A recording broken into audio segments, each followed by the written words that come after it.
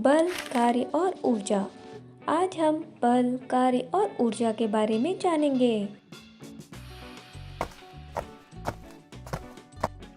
आपको एक टेबल हटाने के लिए कहा गया। आप इसे कितने तरीकों से हटा सकते हैं? उन चीजों के बारे में सोचें जो आप रोज करते हैं। एक दरवाजे को बंद करना या खोलना।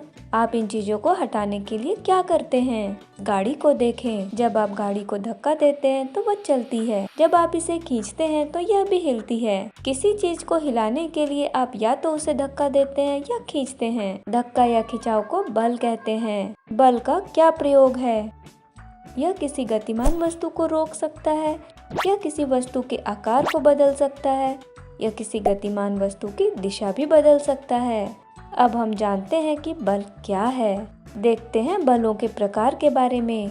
बल दो प्रकार के होते हैं, घर्षण और गुरुत्वाकर्षण। आइए पहले घर्षण के बारे में जानें। जब आप अपने खिलौने को कालीन पर धकेलते हैं तो यह धीमा हो जाता है और कुछ समय बाद रुक जाता है। वह बल जो इसे धीमा करने के लिए इस पर कार्य करता है घर्षण बल है। अब खिलौने को चिकने फर्श पर धकेलें।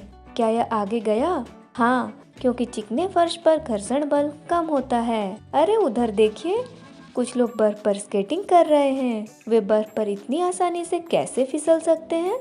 क्योंकि बर्फ पर बहुत कम घर्षण होता है। चलो बाहर चलें और खेलें। इस गेंद को आसमान में ऊपर फेंकें। जब आप किसी गेंद को फेंकते हैं तो वह धीमी हो जाती है, रुकती है और फिर नीचे गिर जाती है। यह पृथ्वी के बल के कारण है। इसमें हर चीज को अपने केंद्र की ओर आकर्षित करने की शक्ति है। इस बल को गुरुत्वाकर्षण कहते हैं। यह पृथ्वी के प्रत्येक भाग पर कार्य करता है। इसलिए जब आप किसी चीज को फेंकते हैं तो वह नीचे आती है। कल्पना कीजिए कि कोई गुरुत्वाकर्षण नहीं है। क्या होगा अगर आपने बस छलांग लगा दी?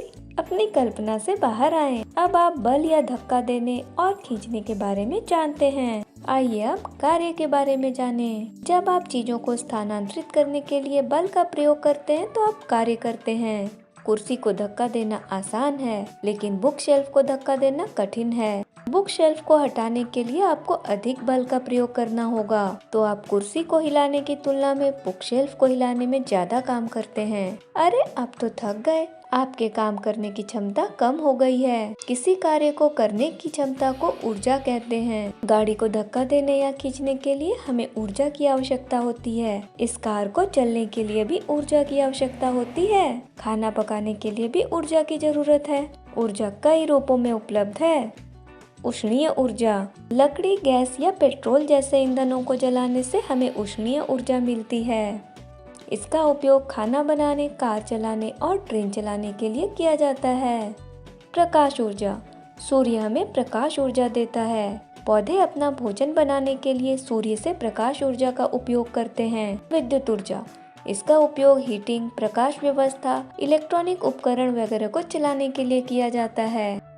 याद रखने योग्य महत्वपूर्ण बातें। बल एक धक्का या खिंचाव है। जब चीजों को स्थानांतरित करने के लिए बल का प्रयोग किया जाता है तो कार्य किया जाता है। ऊर्जा कार्य करने की क्षमता है। विज्ञान के और भी वीडियो देखने के लिए हमें सब्सक्राइब करें और चैनल पर बने रहें।